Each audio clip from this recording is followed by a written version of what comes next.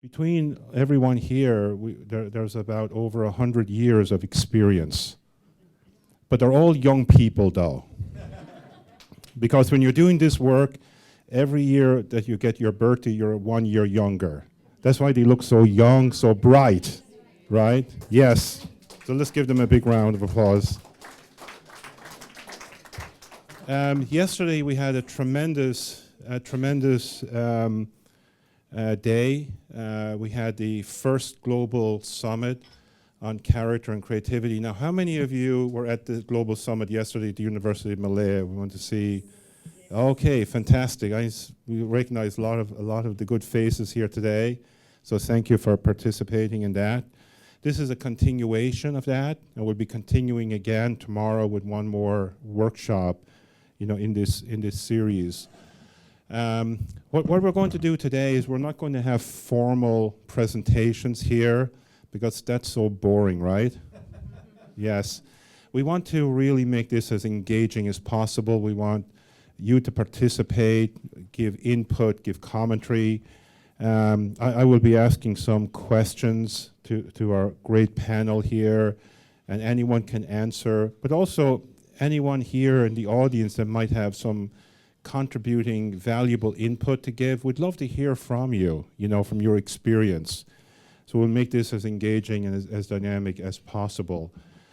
I would like to start off by asking, in particular, Mr. Mark Hyatt, and then in turn, Dr. Leah Marango, just to give an analysis, a reflection, some of the takeaways that they felt were poignant, that were important from the Global Summit on Character and Creativity yesterday. So those of you who are not here, you'll get some new information. Those who were here will get analysis.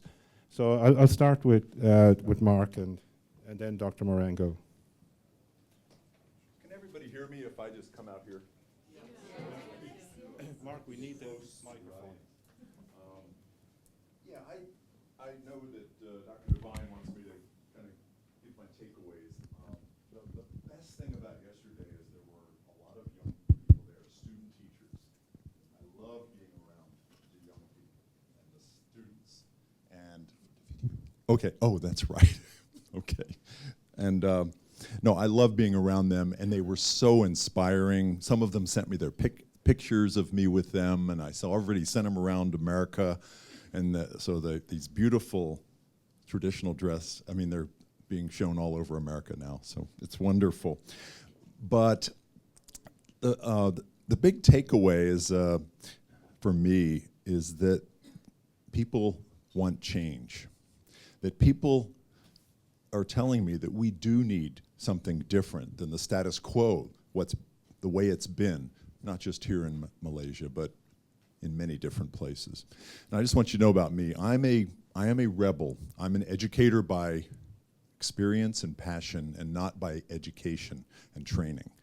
I came up in a very different route. I was a fighter pilot in the military, and then I transferred in 10 years, I became a school superintendent in charge of schools. I just love children, and I said I want to go in and help teachers and children do well. And but I'll tell you what, I came in because I didn't come up through the system. I created a lot of new things. And in fact, I was in Colorado in America, and the University of Colorado gave me an award, Innovator of the Year. Well, that sounds pretty cool, but it makes people very uncomfortable with you, and it makes some people not like you. So I was a finalist for our Secretary of Education in Colorado. And Colorado is a fairly small state. We only have about 5 million people, about 1 million students in the schools. And they said I just was too radical for Colorado. They weren't ready for me yet. Let me just tell you why I'll share some of my ideas. And these came, some of you will hear them from yesterday, but I'll share why I'm a little too radical. But you know what? You might find a gem in here that can help you break through to your new future in your country, wherever you are. I know, we're here for character and creativity. I know since the day they opened the first school in your country, the citizens of your country were interested in the kind of person that graduated from your school as their academic achievement. I just feel that in my bones. I know it in America.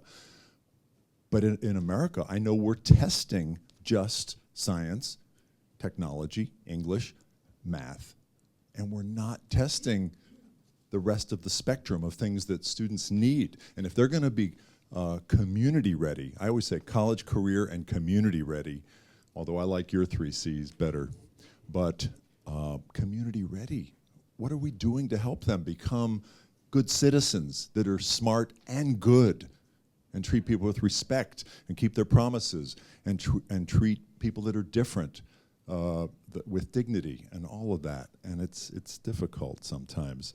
So what we need and what we found in my schools were that we had an intentional culture, and we set the expectations that we were going to be innovative yet traditional at the same time. We used what's called the trivium, grammar, logic, rhetoric. Rhetoric. That was something that was very different because we made every student in their last year, we call it 12th grade, argue. And they had to learn to argue well before we would let them go to college. And we would make them practice arguing in favor of things they didn't even believe in. Made them think, made them have that moment of shared empathy for someone that thinks very differently than you do, stretching their brains. But it made some people uncomfortable. K-12 education, at least in my country, is in an industry that's in transition, and it's having a very difficult time. It's in labor. We can't seem to ever get to where we need to go and deliver for our children. And I'll tell you what, this new generation of parents, the younger ones, they want whatever they want, and they want it their way.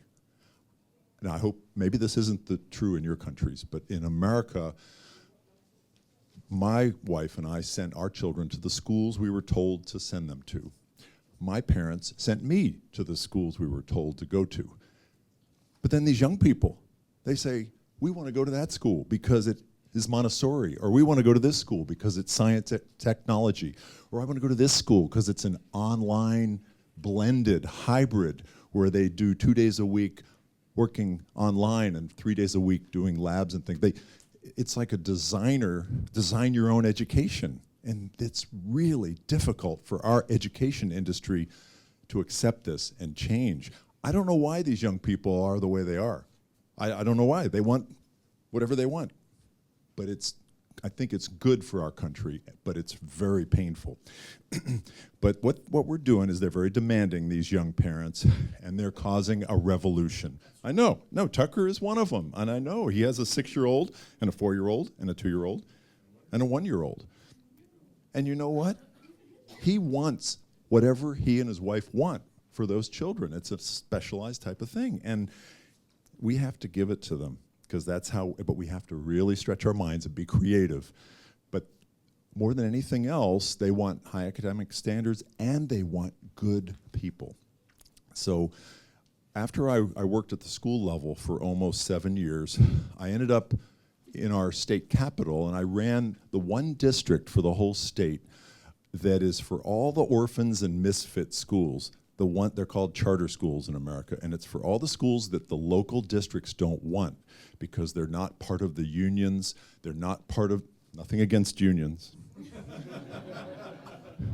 I love my union brothers and sisters, but sometimes these schools, the parents would create their own schools, and they would be parent-run schools rather than union-run schools, and it's very difficult. I've been called names when I go to meeting. People have made faces at me. And these are people with PhDs acting like children. Can you imagine that? Yeah. No, so we're being very creative, but it makes people uncomfortable. But I'll tell you, when you're going to do this at a school and you're going to transform it, it has to start at the top. And we have to be very clear with these parents. So what I would do is we would bring in, right after the children are born, when these young people start thinking about, where am I going to send my daughter or my son? So we would have meetings with the parents of 2-year-olds, 3-year-olds, 4-year-olds. And we would say, hey, this is the new type of school we're creating. We're very innovative. We want to listen to you. We want to respond to you. We're going to treat you like you're real stakeholders, like you're customers. And we're selling something, very different approach. But we tell them that, you know what? We expect you to be engaged and partnered with us as educators. It's not just drop your kid off and you fix my kid. No, we're going to do this together. And a lot of the parents really like that. They really do. And we would set the expectations that what we're doing at school has to be reinforced at home. And the kids can't run home and play computer games where they're stealing people's cars and killing people and shooting everybody. I mean, it's a free country, so they can do this, but let's limit that and let's think about more character building type of stuff, and let's reinforce what's happening at school. So in these innovative schools, we try to make sure that students who are different, who don't march to the drum of all the other students, are accepted. And I'll give you an example. Yesterday I used this as an example. Steve Jobs. Has anybody seen the movie Jobs out there yet? I just watched that on the airline over here on Cathay Pacific. And Steve Jobs was a very difficult child and a very difficult adult. I mean, he was fired from his own company because he was so difficult to work with. And we've all worked with these children in school. And I mean, he was abusive to, I mean, you can read the book or see the movie, but how do we deal, because at one point, about 10 years ago, Apple Computers was the most highly valued company in America. That's amazing, because there's a lot of very wealthy companies in America. Well, how do you do that? You have to accept these people that are different and work with them, and it's very hard. You know, I used to say, I mean, you're educators. Are you familiar with IEPs, individual education plans, where for students that are struggling or gifted, students that don't fit the mold, we have individual education plans. And, you know, it's about 10% of the students. But I advocate that we do that for every student, that every student have a individual education plan so that we can tailor the education so that the child doesn't have to fit the school, but the school fits the child. So, but it's difficult sometimes because it's creative. But anyway, I just wanted to tell you that I have the privilege of running this organization called Character Education Partnership, and I just want to tell you a few things about it. We're the national leader and the umbrella and clearinghouse for the best practices that are going on in America in creating schools that have good culture, social climate, and character of the children. And that's really good. So our job is to discover and disseminate. And in fact, you know, we put out a magazine every year, and if you want one, I've got cards up here. Just email me and I'll mail you one, make sure you get one, or send it to you electronically. But these are some of the best practices that we have found in America in schools in creating the kind of culture where children thrive. And like I said, you know, this is our secret sauce. And we go all around the country. We have them from probably 30 of the states, 30 of the 50 states. So if you want to know what we think are the best practices, they're in here. So you can take them and tailor them to your country. You know, CEP does not believe that one size fits all. Everything has to be tailored to your community and your core values. And that can be every country or every town or city in a country. So you have to find out what the local stakeholders want and then shape it. But really, they're not very different. When you back off to a level where I'm looking at the whole country of America, they generally end up being the same with a few different flavors here and there. So anyway, you'll see the common themes here. Okay, we have our scholars that are in universities around the country have helped us come up with this, and it was many years ago, probably about 6 or 7 years ago, came up with this 11 principles of character education, but really it's about character, culture, and climate. And I won't go into details now, but it basically is you listen to the stakeholders, and if you look at those, it works. There's a lot of different ways of getting to these 11 principles. We don't sell any curriculum or anything like that, but we're kind of like anybody from Nepal here? I met a couple guys out, yeah. Okay, we're like the Sherpas. If you want to climb Mount Everest and you want to change your school and make it the best, we help you get there. We don't do it for you. You get the credit, you're at the top, it's the way you want it, but we're the Sherpas. Anyway, how do you like that analogy? So anyway, that's what we do. I'm just going to go just a little bit longer so then we can let the others share their thoughts. We allow teachers to be creative. We want them to be creative and have flexibility. Very difficult for a 22-year-old teacher to come in, 23-year-old, and be creative in many systems, even in the charter schools that are supposed to be the most innovative. There's still pressure because the 35, 45-year-old teachers, I mean, they're like semi-gods to these young teachers, and they'll do anything they say. They want to be just like them. So we have to really encourage pushback, feedback, and give them a safe place to be creative, and that's good. That's really good. You know, one of the things that one of the new really innovative things is, have you heard of the Salman Khan Academies, where he's flipped education inside out, where you go home and do the lecture online, and then you come to school to do your homework. And then the students that figure it out quickly can help the teacher, help the other students.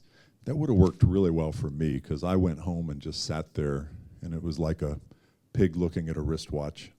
I didn't know what it just didn't make sense to me. But when I went, if I could have come to school and worked with the other children, it would have worked so much better. So anyway, sorry about the pig joke, but anyway, you know what I'm talking about. But so anyway, as I come to this conference, I see that we have so much in common, and now we're all connected by Twitter and email and blogs, and I mean, on a day in my office in Washington, D.C., I communicate with people all around the world, and it's just wonderful. We have so much more in common than we are different, and I think we need to work together to innovate. And I'm just going to say one thing here that I mentioned yesterday, because I'm in Asia. I was talking to one of the professors that I know, and she said when she talks to Asian students and gives talks, they all know what she's talking about, but they don't ask any questions. When she lectures to American students, they don't know what she's talking about, but they ask lots of questions. What does that say about the Asian students and about the American students? It says that there's a culture, and I know I'm generalizing because I know but there's a culture where you don't push back, you don't get out of your comfort zone, and you just receive. But in America, which is famous for creativity and innovation, there's not that embarrassment. You're allowed to ask dumb questions. There's not that. Can you imagine if the Asians figured out how to do that? Could take over the world. I mean, it's just the sky's the limit. It's unbelievable. So if you've got such smart people, and if you can break through to getting beyond, I know this is very counterculture, but I told you I'm not going to let you be comfortable. Can you imagine? It's sky's the limit. So anyway, just last thing, the last 2 years we do a conference once a year where we bring in the educators from all over the country, and we were asked to do an international summit. So we've done an international summit in the last 2 years, and we probably had 50 or 60 people attend, so it's not like the Global Peace Conference. But some of the things we found out as we were preparing for this was that more than half of our website hits are coming internationally from overseas, in Canada and Mexico. And what are these countries telling us? They want our materials translated into their language.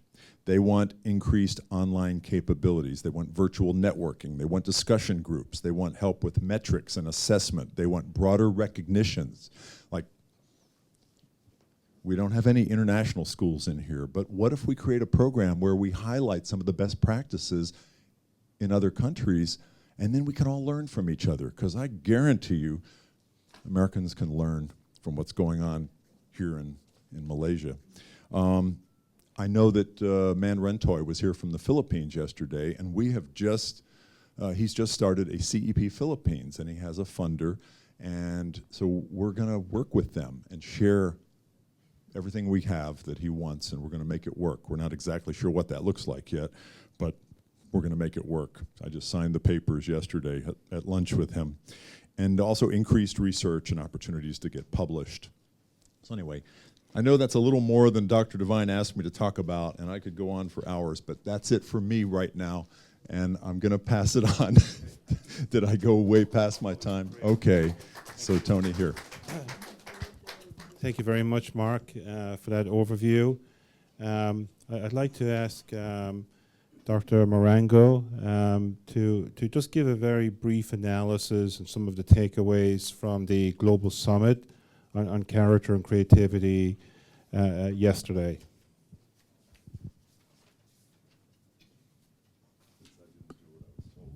Mine will be very brief. And since I saw many of you were there yesterday, I will not repeat what we said yesterday. But my takeaway was that education is a three-pronged stool. There is competence, there is character, and there is creativity or innovation. But what I took yesterday, and probably even today if you are asked, can you go and teach or educate? You would go into only competence part to instill the competence. But then we don't really look at the character and the creativity, which will actually become a holistic education. And CCI movement is to help us to reorient ourselves so that we can educate a holistic person who fits in, who has talents, competencies that will be directed by character that will now create talents that will be consumable by society. And by the way, even if we don't educate for character, everybody has character. Even Hitler had a character. But it is a character that we want to mold in the classroom that will be productive, positively productive to society, that we want the outcome of this person. When you graduate, even in kindergarten, we want to graduate this person who has learned the ABCs, that they will know how to make them into words that can say love, can say peace, not violence. Somebody who, as they grow, you don't hold them from one stage to another. They become creative. They become useful to society. But then, I think what I really took away yesterday, and that's why I will sit down, is that many of you are asking, how do we do it? And I believe this session is to help ourselves to come to that discussions on how do we do it, and I'll sit down. Fantastic. Thank you very much, Dr. Morango. We're going to get into that. In fact, in about 5 minutes, what I'm going to do is basically hand the rest of the session over to you.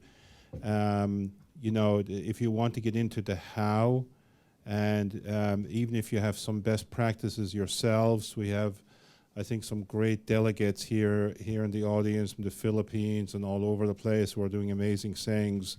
We'd love to hear some nuggets of information. But like, you know, Harry Tan to talk to us a little bit about the new blueprint for education here in Malaysia that was introduced in September of this year. It's a 2013 to 2025 blueprint. It's gotten a lot of media attention. There's amazing things hidden and, you know, that are incorporated into this blueprint. One of them is that they have identified and articulated 6 key attributes that students need to have in order to be globally competitive. And 3 of those are very related to this conference. So one of the 3 is thinking skills, another one is leadership skills, and another one is ethics and spirituality. I'm pulling out these 3 out of the 6 because these are the most difficult ones to nurture and cultivate in schools. I'd like to ask Harry to share with us if he's aware of some of the best practices here in Malaysia that are cultivating thinking and creativity, leadership, and ethics and spirituality. Yeah, can I just take the washroom? Yeah. Good afternoon, distinguished guests. Yes, and Dr. Tony, Mark, Dr. Morango. All right, before I start, I need to address a problem or a request by Dr. Tony asking for money. So as a person in charge of public funds and a responsible union leader, I cannot just push away his request.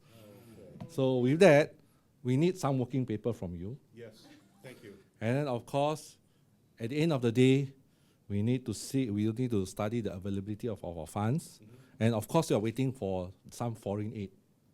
So when all that's in, definitely we will look into your request. Oh, seriously. Thank you very much. Now, before I can answer or before I can give my take on the 3 skills that Dr. Tony has just dropped on me within a few minutes ago, so if I prepared something, I need to go back to what we are here for. All right? If you look at our concurrent session, it has been pointed out to me that in this dynamic session, we will be exploring the relevancy of education, the competencies that employers are seeking, and how schools can connect to businesses and community to gain input as they adjust to meet the compelling needs of our time. Basically, what we are trying to do is, as what Mark has said, we are trying to meet the needs of the parents, the stakeholders, the government, the business community, and of course the teachers. So before I can touch on the 3 skills, let me go through our experience, our Malaysian experience.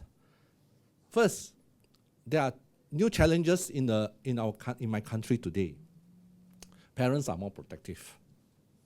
And students, they are more inclined towards the cyber world.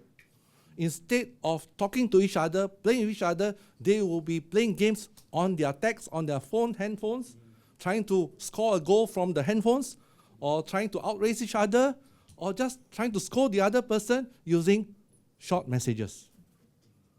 So it's unlike the previous times where the children, our youngsters, meet, and then they fight, they climb trees. Now, everything is related to the cyber world. And of course, these interns, they have to lead a sedentary lifestyle. They become obese. They become short-sighted. They become totally not fit. So these are some of the problems that we face. And on top of that, the perennial problems, I think most of you are educators or you are at least in that field, you know that we have truancy, we have pregnancy, we have gangsterism, we have bullying, all those. So it is my union stand, NUTP stand, that education is a human right. I think everybody knows that. Just as we have a right to breathe in clean air, every child must be educated. Education is relevant to any society. It is an universal truth. It is the equating factor. Now, in my country, for education, we believe in to propel education. We have many kinds of schools in my country. We have preschooling, we have the primary school, we have the secondary schools, we have the tertiary schools. In the primary schools, we have those vernacular schools, those national schools. For the secondary schools, we have religious schools, we have government-aided schools, we have residential schools, we have normal day schools where we usually see. Tertiary education, we have all kinds of colleges, all kinds of universities, and then at the same time, we also have universities where you can study off campus, and we have on top of that, we have over and above, we have other systems running in our country. We have the smart schools, the Permata Pinta, where our high-achieving students go. Now, the employers, they have their competency needs. We want to increase our profits. So when the workforce comes to us, after some years of education, we want them to be highly skilled. We want them to be able to work independently. We want them to have good communicative skills. We want them to be adaptable. Now, this is dynamic. This is what the employers want. And now, the teachers, what is in our philosophy? What do we want to do with our students? We want holistic education. Like what Mr. Mark has said, we want the children to be successful, but at the same time, good citizens, to borrow your phrase just now. Then, the teachers want the students to have critical thinking skills. You may be smart, but if you're not doing the right thing, then you are not a good citizen. You are not a good student of mine, all right? We can teach them all the maths, but at the end of the day, they are good at making odds for the bookies. I don't think that's what I want, right? I want them to be engineers, all right? Then they must have good communicative skills. And of course, adaptability. Then the parents. The parents want their children to be successful. How much material wealth can you bring in? Who are your friends? And your professional qualification, right? That's what the parents want. That's a fact of life. Now, I want to state my Ministry of Education's commitment to these needs of the stakeholders. I think as many of you know, we have 2 ministers of education, and it's headed by our Deputy Prime Minister, the number 2 person in this country. 20% of our national budget goes into education. I've gone through quite a lot of budgets of in many other countries. It's very hard for me to find a developing country that puts in more than 20% of their national budget into education, except Malaysia. All right?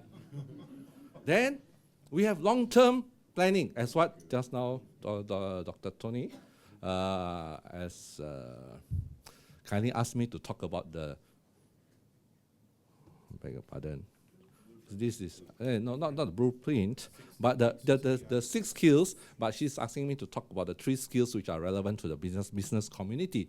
Thinking skills, leadership skills, ethics, and spirituality. But before I reach those points, I still need to go through the preparation, the work that I prepared for you to listen, to know at least the experience, the Malaysian experience. Then only we can go to these 3 skills. Because if you do not know where do you want to go, then these are just the means to us. All right, okay. Then our Ministry of Education is committed to the eradication of illiteracy. And of course, we expect our students also to be good at numeracy. And not only that, we also take care of those, the underprivileged, the poor, those who are not able to go to schools through no fault of their parents, because the parents are simply poor. We provide food, we provide clothes, we provide shelter for them. All right. So that is the commitment by the government of Malaysia, by my government, towards education system in the country. Of course. Now I think I'll talk about the 3 skills. Yes. All right. Okay. So coming to the 3 skills, now the government and also the teachers and the education system, we are always talking about this. And of course, we try our best. In fact, starting last year, the government was trying to go from, the Ministry of Education was trying to move away from non-based exams or assessment to skill-based assessment. Okay, in that case, that we can reduce the pressure on the students to excel in public exams, to get a string of A's. But at the end of the day, they are not focused. They do not know where they want to go. They do not have the necessary skills to be able to meet the needs of the employers and that are prevalent in the private sector. What they simply are able to achieve is a string of A's, academic qualification. But does that guarantee them success in life? All right? So these are some of the dynamic coalitions that take place in my country, because the teachers want the students to be like that, the government wants it to be like that, and then our parents want it to be like that, and then the employer says, no, at the end of the day, I want to see profits. You give me dollar and cents. That's it. So leadership training towards the students, in our experience, yes, we have co-curricular activities, we have lots of competitions, we have students' interaction to make sure that they are able to become leaders within a small community and to give them the training that they need when they grow up. It's all there. And I think this is also found in other countries whereby leadership qualities or leadership skills are being trained in their educational system. And of course, thinking skills, that's important, because at the end of the day, if they are able to excel academically, but if they get themselves involved in things that are morally wrong, morally not right, so that means something must have gone wrong somewhere along the system. What has gone wrong? Is it that we have taught them to be more materialistic, or is it that we have taught them that everything else doesn't matter except money? So we, the teachers in school, we have already moral values, we have already set guidelines, a syllabus, telling us to teach the students to be able to achieve those. And of course, like for example, we also, the way we ask students questions, we try to raise their level so that they don't regurgitate what the teachers teach them. We of course want them to be able to understand, synthesize, and then apply what has been taught. Okay. So, and finally, of course, ethics and spirituality. Of course, I've touched on that.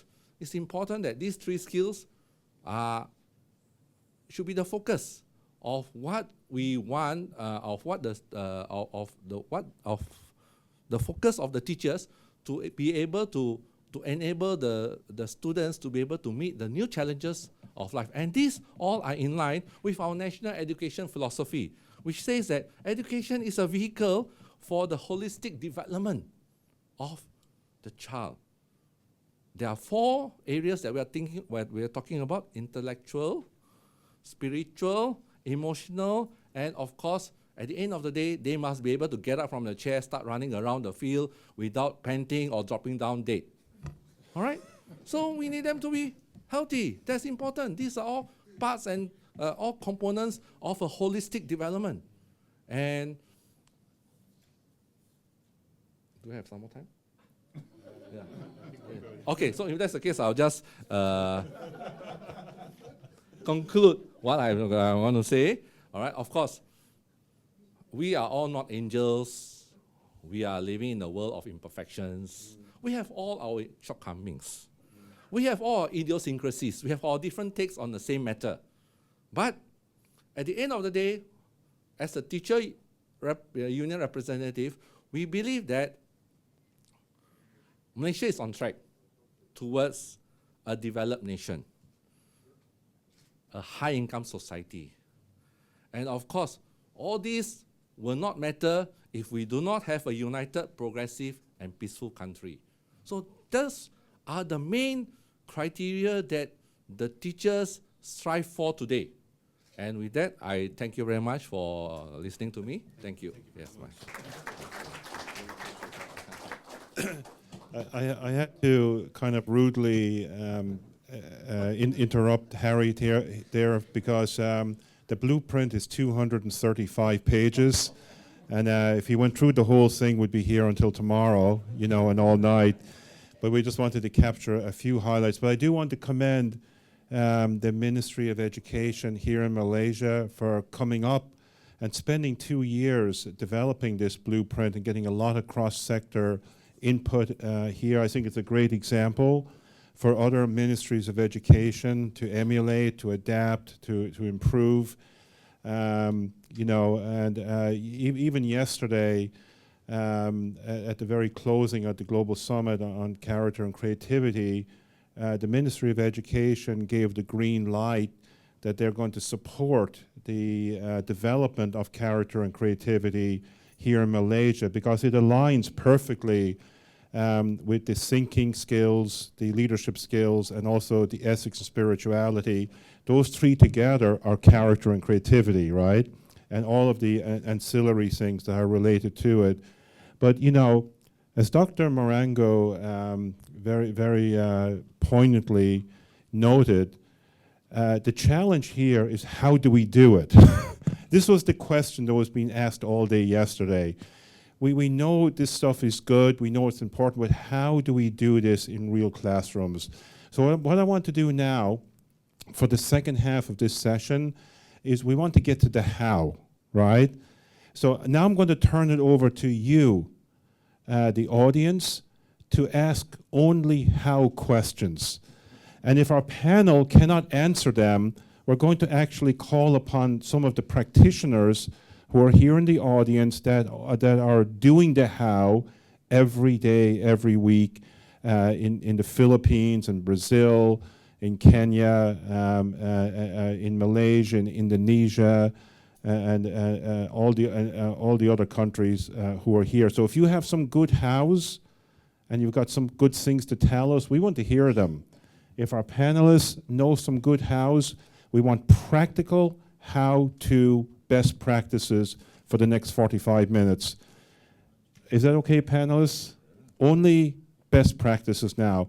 So I'm going to hand it over to our audience to ask a question. Whoever is answering a how question, you're limited to no more than 3 minutes. And I'm going to be ruthless. I have a laser rifle over here. Okay. Okay. All right. Let's hand it over. We have a roaming microphone, and let's just hear the first person who'd like to ask a how question. Come on, guys. Yes. Yes. Yes. Yes. So come on up here. If you have a question, come up to the front. Yes, you can stay there. Yeah. Yes. We can hear you perfectly clear. Thank you so much. Going quickly through the three skills, I'm more interested in the acquisition of skills. I'm from Nigeria, I'm an engineer, chemistry language. And the basic problem we have, also in my country, is our children, or those in school, getting to be useful to the community where they come from, because they don't have skills. Now, you made a very vital point about the computer, the saber. We are now talking about how we can do it together. Would it be possible to discontinue the use of computers for a particular age of students, right from primary up to the tertiary institutions? But you limit it to some basic areas in administration in the schools.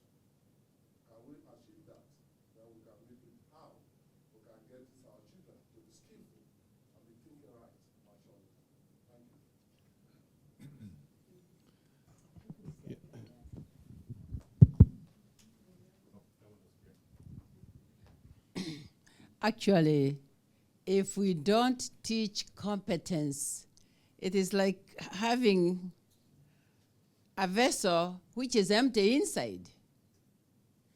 Therefore, we must teach competence. But then we must not just say that when you teach root memory, that is competence.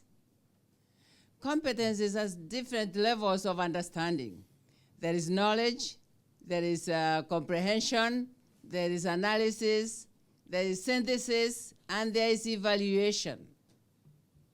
As you go through all these levels of learning, and of course there are others valuing, which are values. You bring values, that's why you bring the character now. And the psychomotor skills, that is why you bring the hands-on. When we are not thinking in this holistic aspect of it, it is when we lose sight of our education. Therefore, all this, I said holistic education is what we need today. And that is what is lacking in our schools. Our lecturers, our professors, our teachers are doing a wonderful job in teaching the competencies as we know it, to get an A. But getting an A does not help you to make a cup of tea if that's what is the skills you're asking about.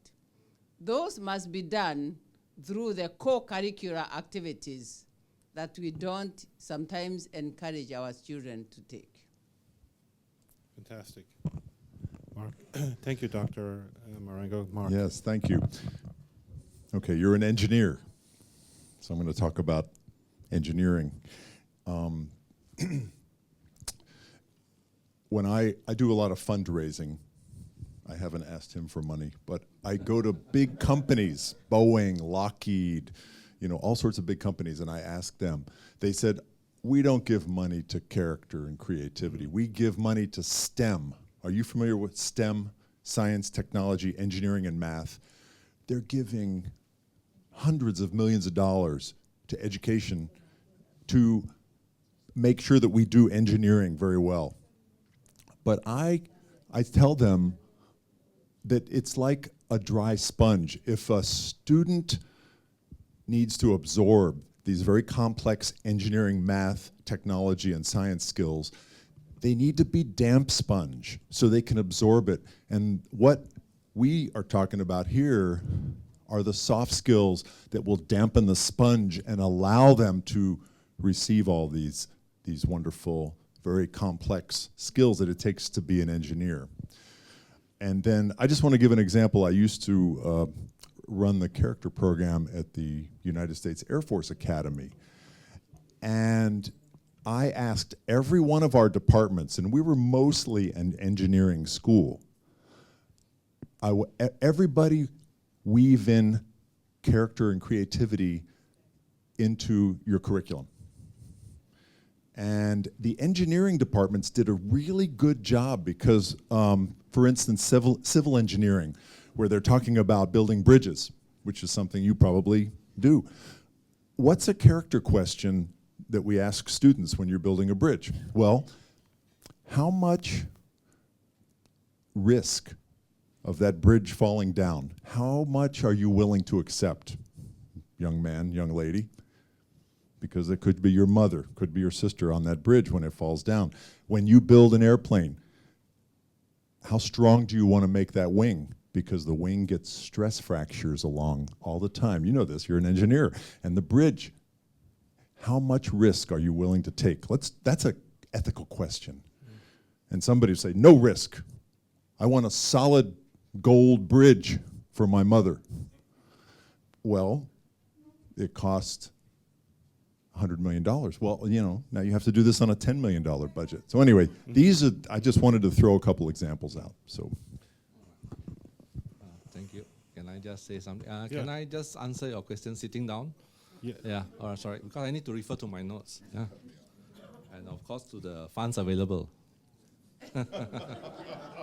All right. I think you are very specific. You asked about acquisition of skills, especially leadership skills, right? Okay, I want to share with you the experience in my country. Here in my country, Malaysia, we have banned the use of handphones or cell phones within the students. And of course, they also cannot bring their laptops to do chatting or Facebooking or whatever it is that's not relevant to education. So we try to have education of computers in a formal manner. That means we set a time, okay, this is the time you need to use the computer, you need to learn the spreadsheet or Word or PowerPoint or whatever it is. And of course, talking about leadership qualities. So we provide at least 2 to 3 hours of structured co-curricular activities in the school. All right? Over there, they have various kinds of clubs and various kinds of societies and organizations where the students must take part. Okay, at least one of them, or you can, if they are hardworking or they are more co-curricularly inclined, they can take more than one.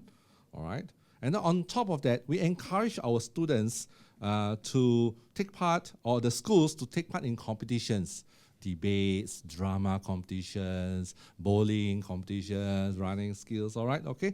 Of course, we also encourage our students, and also we provide some funds for them to run jamborees, camps, motivational camps among themselves, so that whereby we can choose from small groups to be leaders, and then they have the president, the society, the secretary, and of course, the most important person, the treasurer of the organization. All right, okay. And then, of course, we have interaction between various schools. That means when the two schools meet, of course, the head prefect of this school and the head prefect of that school, they'll have some communicative skills, and then they have to organize their people so that they don't look bad when another school comes to visit them. All right, so these are all organizational skills and leadership qualities that we are trying to instill into our students. Of course, there's also concerts and so on and so forth. Thank you very much. Okay, thank you very much, Harry. So now I'm going to give the answer to this how question. I'm going to give it a shot, but I'm going to do it. But I'm going to demonstrate it though. Okay. So I want you to stand up, and you to stand up, and we'll put these 2 chairs here in the middle. You can move your stuff away. So you guys put the 2 chairs here, and you can come out. And then we'll take this chair over here. And we want another, why don't you come over here too? Now you guys take a seat. So here we have, in this room, the typical classroom, right? Where that's all over Malaysia, all over Asia, and all over the world, where all of the students here, your students, right? Secondary school students, facing the teacher up here in the front, right? Yes. Now, how do you feel about this setup, you students here? You feel good about this setup? Yeah? How about you guys back here? Do you feel good about spending 15 years in this kind of setup? So what are you looking at, you 2 guys? What? The same old things? But what are you specifically, what's right in front of your eyes right now? The back of these students' heads, right? So all you're seeing is hair for 15 years in a row, right? That's quite exciting, isn't it? So they have really nice hair, don't they? And you'll spend 8 hours a day watching their hair, and 180 days out of the year watching their hair change color and grow longer. Okay, now why don't you guys stand up? Now let's do this.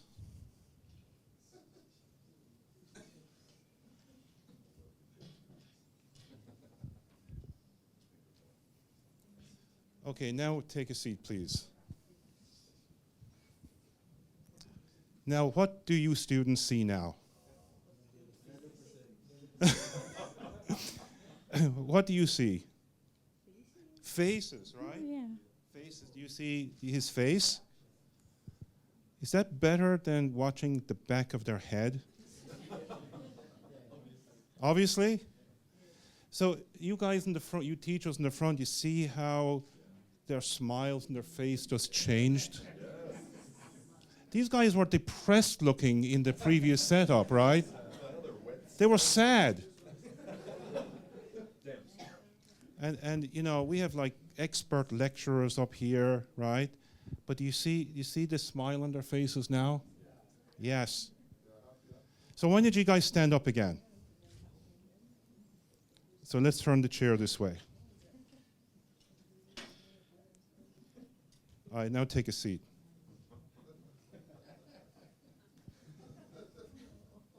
You want to spend 15 years sitting like this? All right, get back to the other. You know, what's going on right here now in this classroom here? This is the 19th and 20th century classroom. Now, we want you guys stand up and turn the chairs around.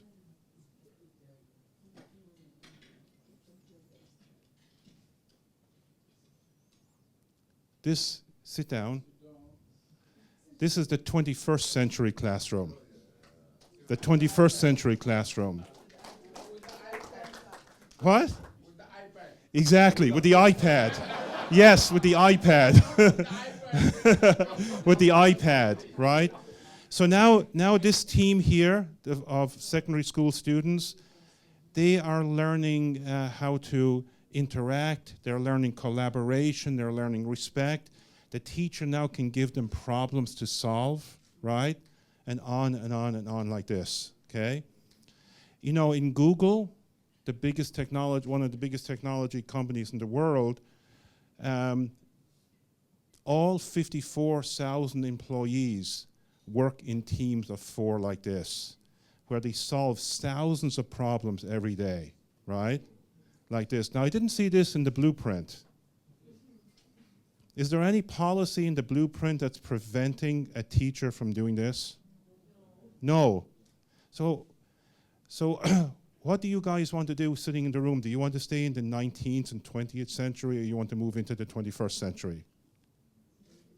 Well, then move into the 21st century. Change your seats right now, this minute. Do it. Change your seats like this right now. Go ahead. Those who want to stay in the 19th and 20th century, stay as you are. Face these. Everyone face each other in pairs. Yeah. So stand up and face each other. If you want to stay in the 21st century, you change your seat. If you want to stay in the 19th century, stay as you are. Okay, why don't you guys take a look around the room here? You guys can sit here.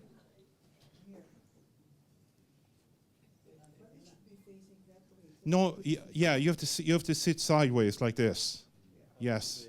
So you can also just turn your head to the teacher, right? Without getting your neck in a cramp. What are you trying to do here? You have to. There we go. Yes. But there's a big chair between you. You need to sit in that chair. Yeah, turn the chair around. This is so challenging, right? We need another blueprint to figure this one out. Now, how many classrooms in Asia are organized like this right now? 80 classrooms in all of Asia? You have? Well, that's great. Do you think this is a better setup? You're trying to do? Trying to do it. You're doing it now. Yes. How long does it take to do this? How long did it take us to do this? 5 minutes, right?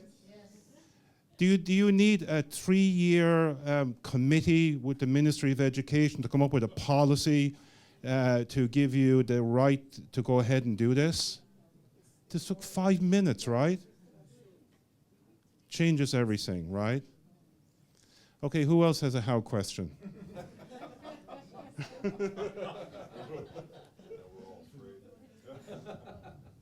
I'm in preschool. We've been doing this. We have, it depends on the lesson. There are lessons that has to be met with a special kind of sitting arrangement. So group work is done this way, but not all the time. So in a span of 2.5 hours or 2 hours when they stay in school, there are times when they sit on the floor during the free expression, oral expression time. So they sit on the red line, and then they exchange experiences about what happened during the weekend. So that's, I think we're doing the right thing, except that we stopped in preschool. We don't do that anymore in primary. Oh, yes, we're doing that, but I'm talking about our school, not as much as we do it in preschool. So I think we need to look into that. Why we stopped in preschool and what we're doing in preschool, I think is something very beautiful. It's relevant, but I don't know for whatever reason, and that we need to look into when I get back to the Philippines next week. Yes. Is why did we stop? Why did we stop doing this? Exactly. And instead we have that kind of traditional setup where all chairs, all students facing front. But we do have our group work, but not as much. But I think from hearing from you, I think we really need to not really reinvent the wheel, but just make some little changes because it's already there. We know that we're lacking something, and that something is about using strategies, teaching strategies that are more relevant. Exactly. Not just a lecture type, spoon feeding type of thing. We need to get them involved. Because, you know, this is how the real world works right now in the 21st century, right? Not just at the white collar level, but at the blue collar level. People work in teams, right? And that's what employers are looking for. They're looking for people who can communicate well. How can you communicate well if you're looking at the back of someone's head for 15 years in a row, right? You know, they're looking for people who can solve problems, right? How can you solve problems if you're looking at the back of someone's head? You have to be facing each other. This is simple stuff. So this is where educators need to be interacting with the business world and with the whole world outside of the school, because there's something, and I'm an educator myself, there's something we all can learn here. And sometimes the simplest things can make all the difference, right? You know? And this is just the beginning. I mean, we could go on, and we would have like, you know, if I had you guys for a day, you'd be on steroids, okay?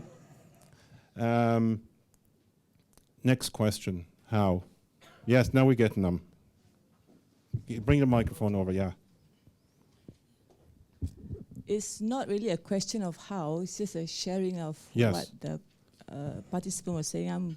Although I'm an educationist, but I'm coming from a parent point of view because I'm not from the primary or secondary, the Malaysian structure. So as we go on from the preschool and to the primary school, the Malaysian style of system have changed in where the 7-year-old, as they enter the primary one, they are not seated according to this. They are seated in a group for comfort, you know, to get their teamwork going. And as they become more secured, then, but certain classes, for example, like mathematics, they have this structured way, but as they go into creativity session, then the students will pick up into that situation as needed. Yes. So it's very flexible as to the particular subjects. Now, in a secondary school, with a blueprint of what the government has done and has been implemented, and my son is involved in that session, whereby the formal assessment is not the key, but more for their what you call continuous assessment in terms of their creativity, and they have bands, band 1 until band 6. So he is part of the student participating in this new style of assessment. And I can see that, well, since we are embarking, of course there are weaknesses, of course, on both aspects. But I can see the development of the student where they have to do projects involving with the community for a 14-year-old students. And they did it well without having adults supervised. So I think the change of education that our government is moving on, of course, as I've said, there are areas to be strengthened. The creativity and character maybe we will see it in 3 or 5 years down the road. After having said that, we are not saying that the previous education was not relevant, because from an industrial point of view, when you enter the industry, they check on competency. Then you go for the interview, because the entry point is on your grades. And as you interview, that's where the character and creativity comes in. But we have to go back to step 1. How do you enter to the C if you don't have the I? So the I becomes the entry point. As the I enters into the industry, then the CC takes over. If you don't have the I, you got no chance to show your CC. That happens in all industry. That's the grading. So the competency of the I is of crucial matter. It's a priority. Even the industry have that.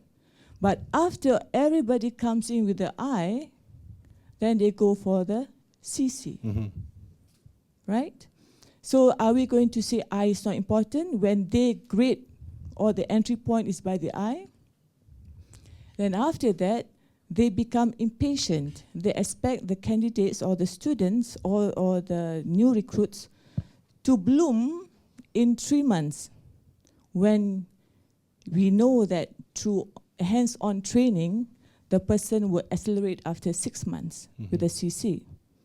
So this is where the industry, I would say, is greedy, in the sense that they want the I, and if you don't have the I, you can't enter.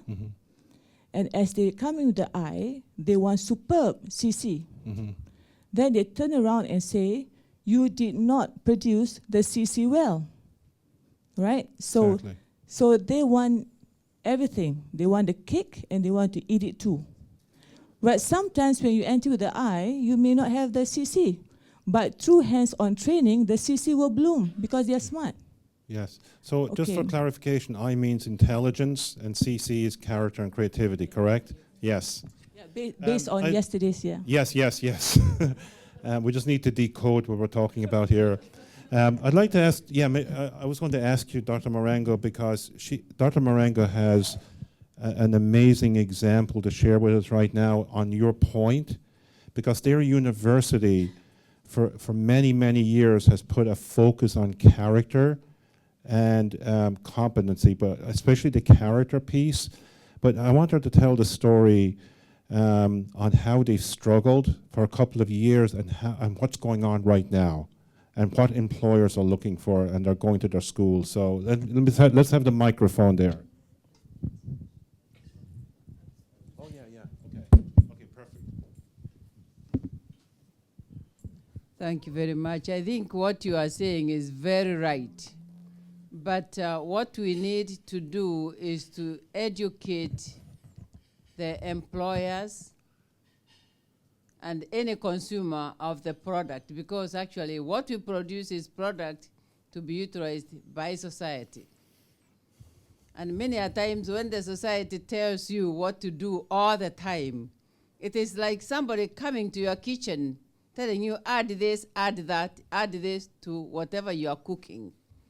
And sometimes they don't know, some of the ingredients don't get well together. And so when you are in the classroom or you are an academic leader, you are a chef. And you know what ingredients must produce, what taste. And so for us at African Nazarene University, where I'm Vice Chancellor, it is not an old school. It actually started in 1994. But my husband and I, who is here, we helped in initiating the curriculum of that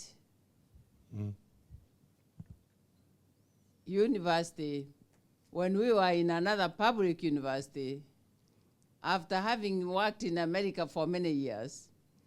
And we really got tired of teaching public schools where everything goes, no character whatsoever. And therefore, when we started out this one, and then people started coming, oh, we need to do this, we need to smoke, we need to drink, and yet, did you come to smoke or to drink or to do intellectual capacity? Well, I told them this corner is for this type of character that we want to produce. If you want all those others, move here to there. It was quite a struggle. But today, the employers are coming to look for our people because we have produced that kind of a person that is not even our average people. They are doing a wonderful job. I told the people who were there yesterday that this is true, that I think 5 or 8 years ago, I was really shocked. I was walking in the streets of Nairobi, and a banker profusely thanked me for wonderful candidates we are producing because he has employed this one particular person, a woman, and doing a wonderful job. They were moving them from one bank to another, from one section of the bank to another to teach people good practice. I said, and who is this? Told me. This person was really holding the list of people who, because you do by, how well they performed, she was the bottom of that class that year. The one who was holding the whole list of graduates that year. And do you think I told him that? No. I said, oh, thank you very much. Our students are wonderful. To this day, that candidate, I have watched her. She is not employed now. She is self-employed by choice. And she has developed an NGO which is helping poor girls to get sanitary pads around Kenya. And she is wonderful. Did you hear the bottom? What? Now, those are banks that even employ the first-class honors from other universities which pick out the top A's from high schools in Kenya. But they were being taught by this one who, at the bottom, With was character, teaching with character. because of the character. That made the difference. To me, the character Amazing. is just like calling people to your wedding and there is no icing. Character is the icing that gets into a wedding cake, so to speak. If you don't dress up your wedding cake, people will not say it is. It doesn't matter what other ingredients you put there. But I have seen, I have really been served a wedding cake, which is very, very bad tasting, but beautiful outside there. And the people say, oh, how beautiful is it? So you must do that. Don't neglect your icing. Don't bake a good cake. But again, you heard I said the icing was good, but cake was not good. We must do it all throughout. And then also another thing you don't understand is that if you think that you are wasting time fixing your the icing, you are wrong. The same way you develop the talent for baking a cake, you must also do all the way to icing. Now, when you emphasize on the character, students are not out there to do drugs. They are not out there to do drinking and smoking and all that, and also, being vulnerable. They get focused. They are very creative and very productive. I have actually seen that many a times our fetching, the students that come to our university, and we take 3 times a year, every 3 months we have a new batch, and we have to really sort it out in a very painful way to try to straighten them and strengthen them. But after that, they are the ones who actually help us to now sort others out. So it takes just an extra effort to strengthen them, their character, and eventually they will be helpful, most helpful to society. I hope, engineer, that you are, is it engineer, road engineer, or structural engineer, or what kind of engineer?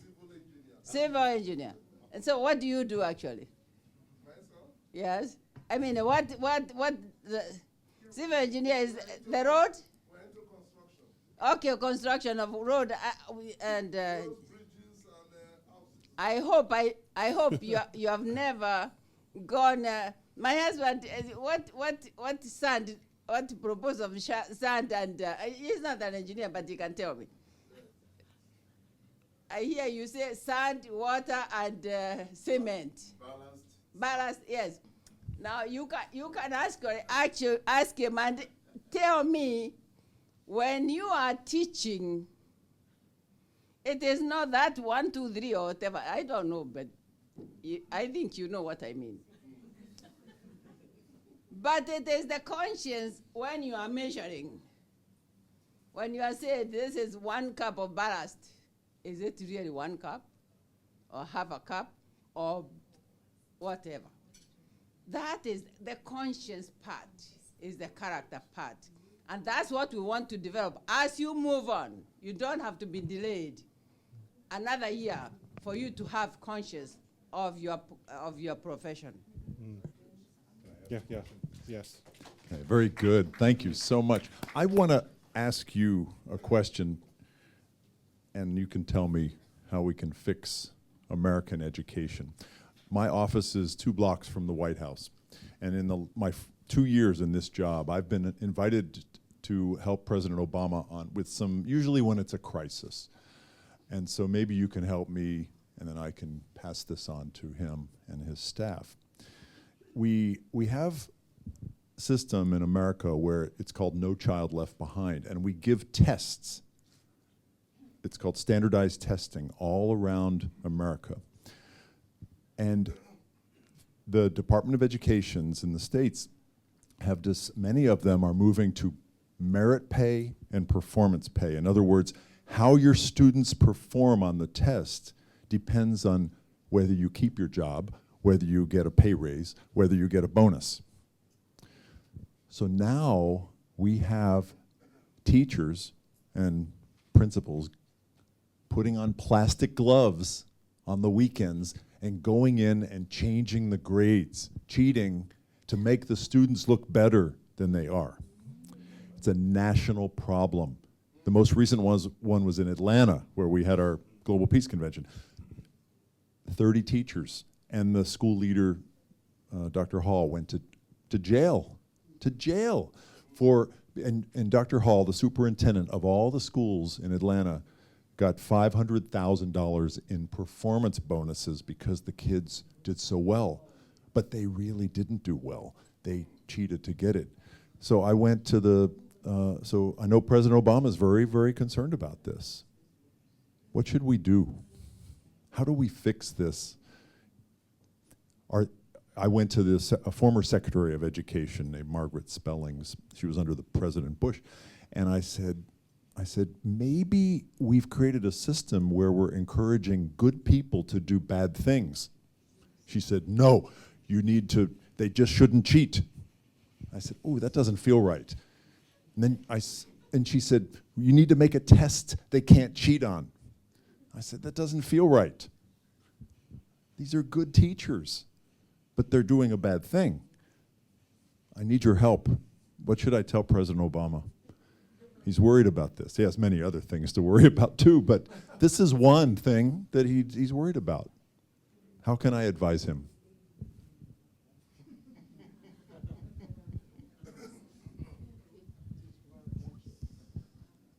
Well, any suggestion? Or is this too heavy? Oh, no. I think. I'm asking for the how to fix America. Okay, I'll give it a shot.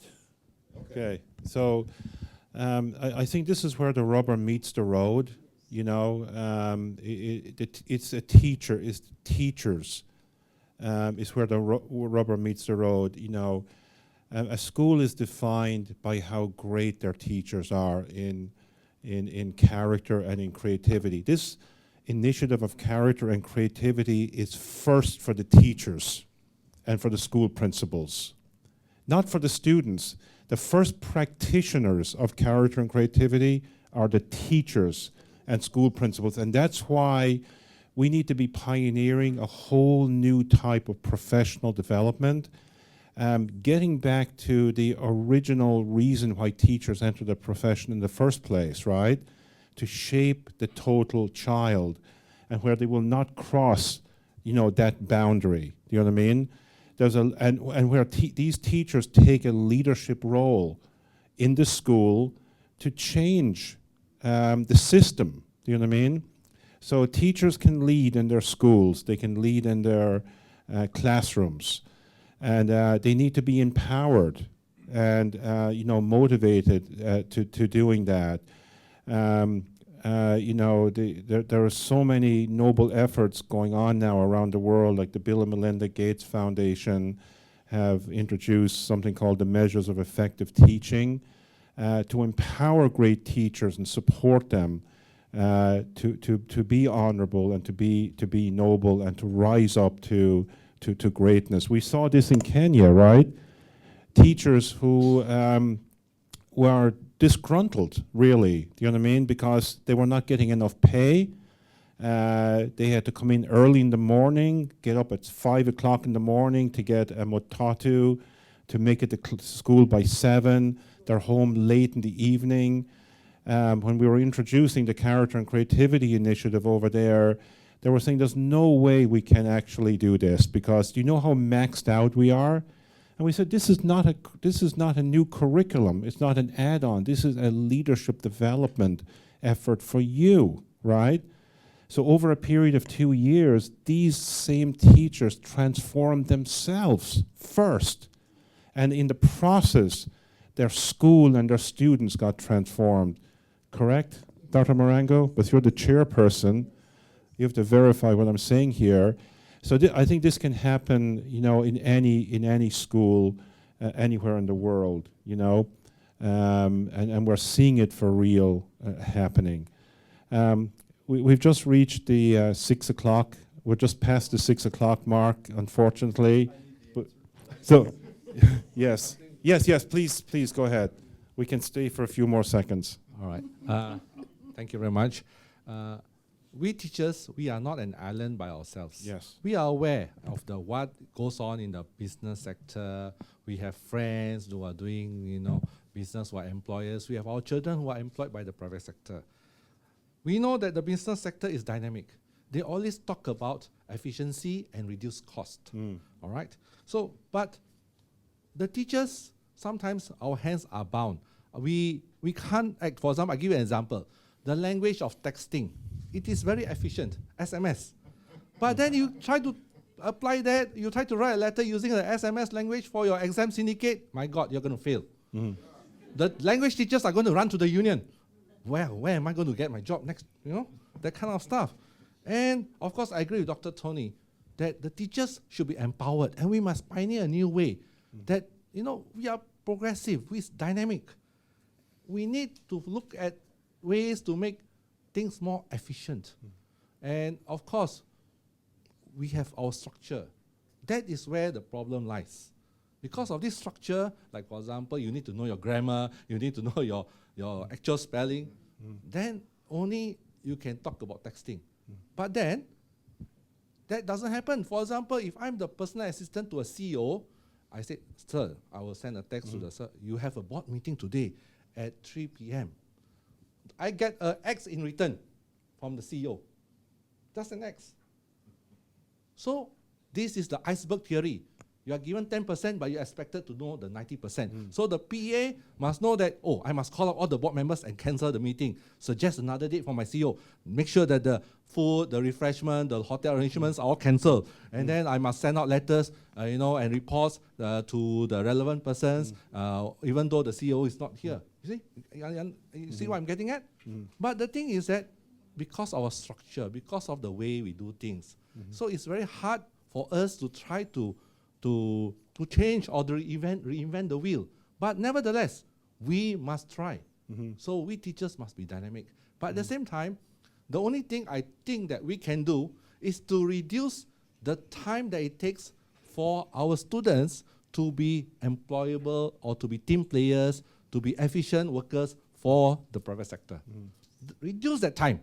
That means they go in, of course, in anything, in any program, in anything when you talk about team building, nobody can come in, even though Cristiano Ronaldo, he cannot come to my football team in Malacca and start scoring goals if the rest of the team can't give him the balls. All right? So it is all about team building, and it's all about time, and it's all about maybe pioneering new ways. Thank you very much. Right. Yeah, Tucker? Just last comment. Yes. Oh, in the back. Okay. I just want to comment quickly on the character and creativity. Okay? The topic is holistic education, bringing back to the 21st century. So you just made a comment that creativity, character depended so much on the classroom teachers. That's correct, but we can look at it together as one family on the go. Okay? I believe that most of these programs of character laxity from our students or our children could also be pinpointed to two basic areas. One, the parents, and secondly, the government bylaws, which country where we come from. For example, I'm in Nigeria. We have the ability to pull our children if you're watching television by 12 midnight. Okay? We have the ability to pull our children if you are taking 2x instead of 1. We have the ability to pull our children for going to nightclub underaged, okay? Or going somewhere in midnight coming to knock our gates when it is so dark, when they are not expected to be out, especially the females and all that. But if you get to the US, the opposite is the case, okay? You don't have the ability to pull on your children. Your child will call on the 911 and you're locked up. And all that, okay? And this child keeps growing in that fashion. And then the teachers are from different cultures and backgrounds, okay? They are not from that home. They are there to impart knowledge on that child, academically. Okay, so if the parents too can do their work properly at home, I think it will reduce the work of the teachers so much. And then the government bylaws too are important. The constitution of the country where we are from. What does it talk about? Child rights or whatever you're talking about. What is it talking about? Are the parents at risk of bullying a child or correcting a child for doing something wrong? So that when you get to the classroom and you're impacting putting the academic knowledge on our side, then the character building becomes easier, right? It becomes meaningful. And most of us grew up in that fashion. As I was talking about the computer, computer is good. We are in the jet age, good, fine. Things are very easy. You communicate easily. But it doesn't give our children maturity. Most of us here today, in this hall, I believe we grew up without calculators in our schools. And we grew up in a very challenging environment when we think of ourselves. But now our children don't think anything. They don't have any reason to think. Just a touch of something, they put it there in the world. They see all that they ought not to see. They'll be looking at new people and all that. So what am I saying? How do we go from here? That is what we're talking about. We need to impact much on our parents at home, and also look at the government balance to also make the work of the teachers to be bit less. Thank you. Milton. And then here, and then here. Go ahead, Milton. My name is Milton. I come from the Republic of Uganda. You asked a very important question. What should we tell President Obama? You say no child is left behind. To me, I feel all the children have been left behind. The fact that these teachers want to win something for their family to just pass them on. It's a serious battle. This has been in Africa for more than 150 years. Old curriculum. 150 years Africa has been having this old curriculum that has only prepared us to become, job seekers. We consume what we have not manufactured. This is also the same problem in the United States.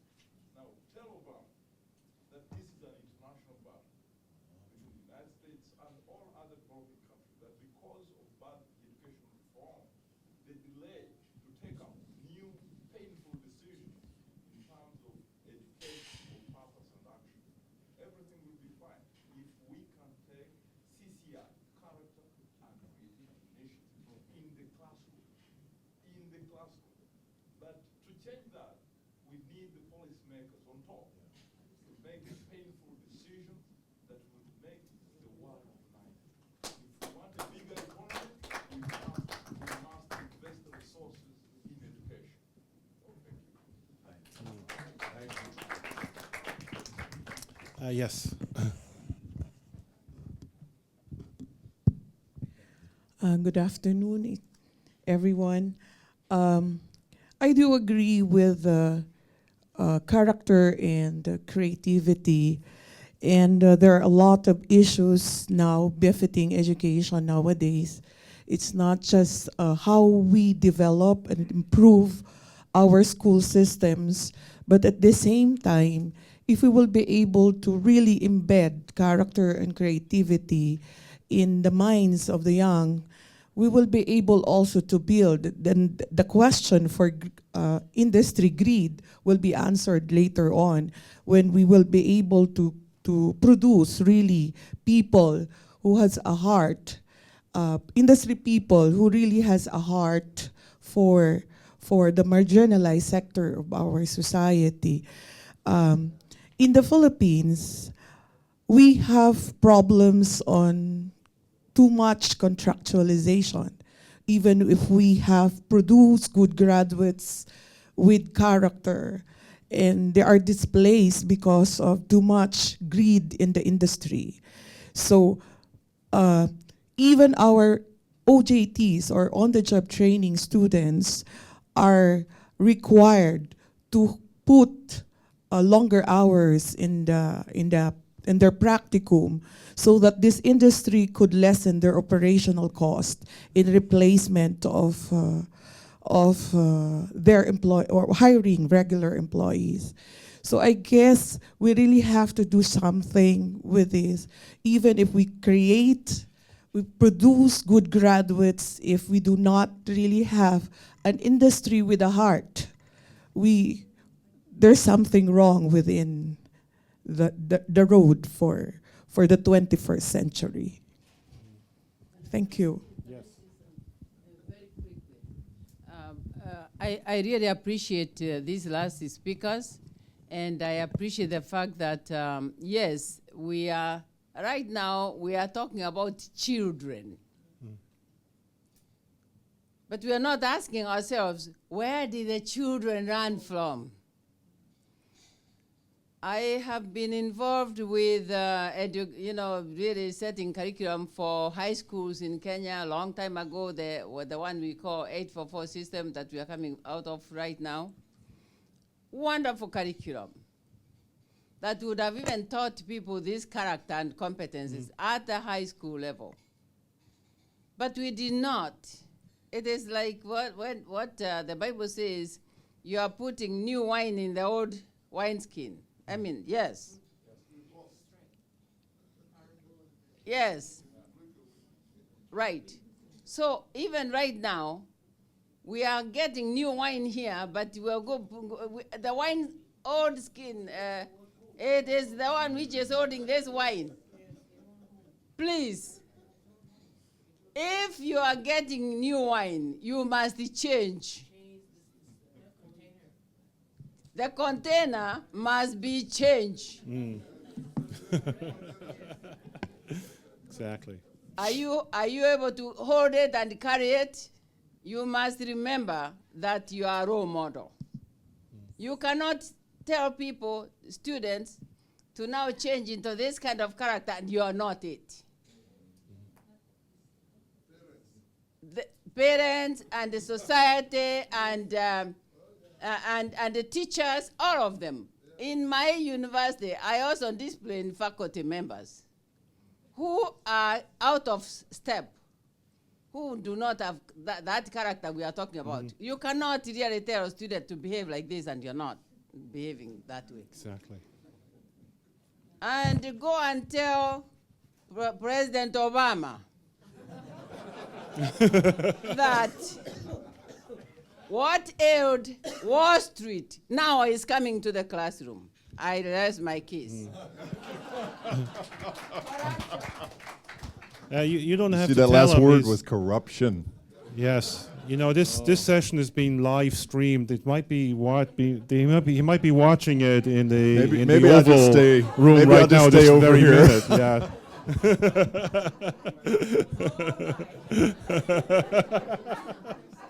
Okay, Tucker, and we had another teacher here. So Tucker first.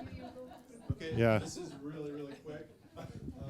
CEP, Mark is the CEO of CEP. They have something, since we're talking about how, they have something called Promising Practices, which is essentially teachers from all around, actually the world, who have things that they're doing in their classroom. So if you actually want the link to that, it's on the CEP's website, but it'd be easier for me to just send it to you. If you want that link, come over and give me your business card or give me your email address, and I'll send it over to you probably later today or tomorrow. It has tons and tons of different ones that you can just browse through and take a look at. Lots and lots of how. The other thing I wanted to say real quick is this was a quote that Michael Josephson said at the National Forum on Character Education this last year. He said, so many teachers come up and ask him about adding character education to their plate. And he said what they don't realize is that character education is the plate. So it was just a little bit of a way to kind of, your wedding cake analogy too, is kind of another way of saying it, that character is the plate. It's the infrastructure. That's what we have here. It's not something just, we're gonna teach them character and math and reading. It is the plate, so I'm done. Also, if you go to the leadin, leadin.org website, there's tons of how on there as well, and we're going to be building this up internationally as we go into the new year. We're actually in the process of collecting amazing best practices from around the world right now and uploading that. Mark and I are talking how we can link these things together, so to leverage these best practices in the US and internationally. So we'll be working together on that. Okay, please. I'm Chung Primary from school Malaysia. principal. Yes, Yeah. primary school principal. I've been trying on this by adding love and passion into educations, and I found something happen. I've run a healthy food program, and what we teach is less sugar, less salt, and less oil, okay? So when we prepare the food for the students to eat, for the whole school students to eat, we just tell them these little things. And then this little girl, year 1 student, 7 years old, she managed to change the grandpa to stay away from sugar whenever he took coffee.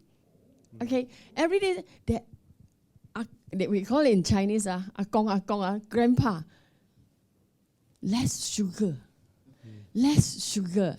So the grandpa one day came to me and said, I told you, I really give up. I lost to my granddaughter. Thank you, teacher. So that tells us that if we do put in some effort, some love, character come in, right? Character is something we cannot really quote it as how in syllabus or in curriculum, but it comes up in your act, in your talk, in your, the way you pass your message to the kids. And they are the great messenger. Better than SMS and better than anything. They'll go back, they will tell you.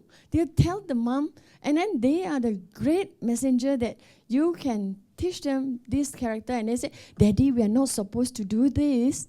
You can. So do put in character and, do put in some love inside your educations, and you can manage to change them through this CCI, and everything will pops up. And it really proves me that all children can be teach. They are really great. They are great. Children are great. So we give them some love. And then when you build the relationships with them, and then that goes with character, and that goes with intelligence, and it comes up with creativity, the last. Okay?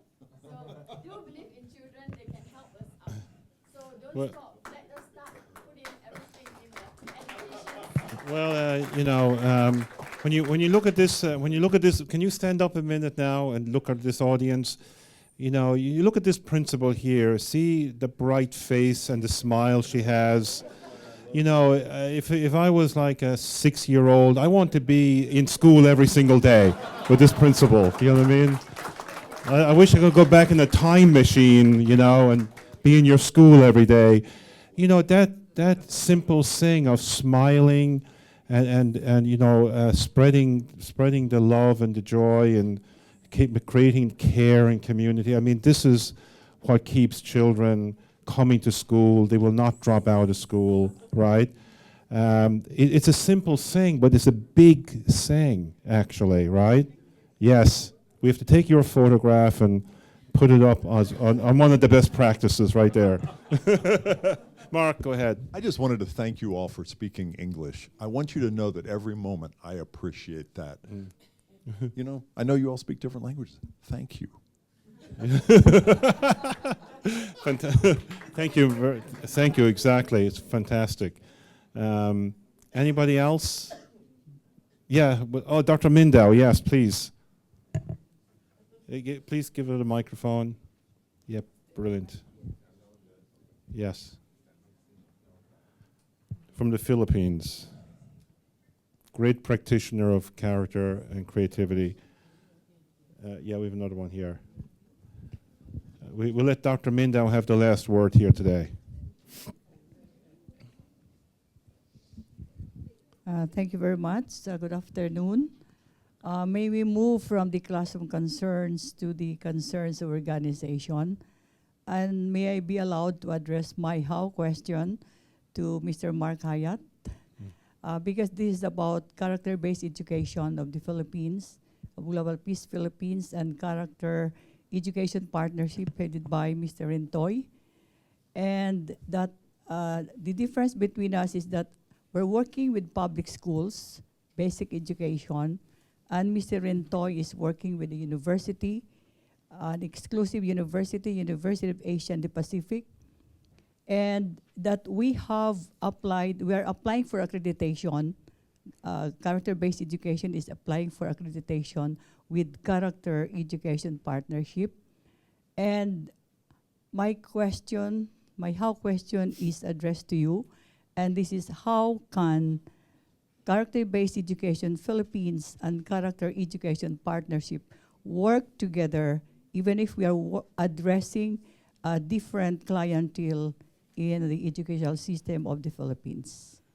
And I know that you are the consultant of Mr. Rentoy. Okay, Mark, you come up here. I just happen to have a list that I made up here. Okay. This is a list that is, we can translate materials, Philippines. This is our first international partner. We'd love to have more. And if I have my card here, so, but we're prototyping it with Philippines. Increased online capabilities, virtual networking, discussion groups where we can discuss these big issues of how to do the CCI, broader recognition, international schools of character. I'd love to have hundreds more promising practices, and then we can disseminate them to the world so that the rest of the world can learn from your school. Help with metrics and assessment, because we're aware of the best people, at least in our country, that do assessment, longitudinal, before, after, because that's what all these people with the money, they want to say, show me the metrics that you're making a difference with these children. So we know these people that are very good at this. Mentoring, professional development, CEP international branches throughout the world. Maybe we have CEP Asia, CEP Middle East, CEP Europe. Broader access to materials, curriculum, resources. So these are the things that I'll be talking to Man Rentoy about. And so anyway, that's just the beginning. Does that help? Thank you very much. And we will be working closely with Yes. Mr. Rentoy, Yes. because we're both in National Capital Region. So Mark and I were working together, Character Education Partnership, Global Peace Foundation. We're working together. We're building a very trustworthy relationship over the last 2 years. Mark has come to the last 2 Global Peace Conventions. I've been to the last 2 CEP national forums, right? So we keep each other honest, I believe. We're very honored, actually, to have the Minister of Education of Nigeria just enter between 2007 2010, Dr. Duku. Yes. So her service continues in Nigeria. She's part of our National Character and Creativity Council. So good people will keep them working. Thank you so much for your service. Yes. We're going to wrap it up now, but before we do, before you leave, Tucker, can you please stand up? Tucker Wanamaker. If on your way, stay standing up. On your way out, please give him your business card, and he will send you a link to all kinds of information. Okay, so that you can have some good stuff that you can continue to see. If you don't have your business card with you, write it out on a piece of paper or go to the computer and you can enter it. Okay. Now I want to do a little advertisement for tomorrow. This Character and Creativity continues tomorrow at 11 a.m. Mark Hyatt is moderating tomorrow. Dr. Mindau is on that session as well, plus some others. I really want to thank our panel, Dr. Marengo, Harry Tan, Mark Hyatt. Let's give them a big round of applause. And dinner is at 6:45 tonight. The Youth Fest is at 8 p.m. Have a great evening. We'll see you all tomorrow. Thank you. Bye.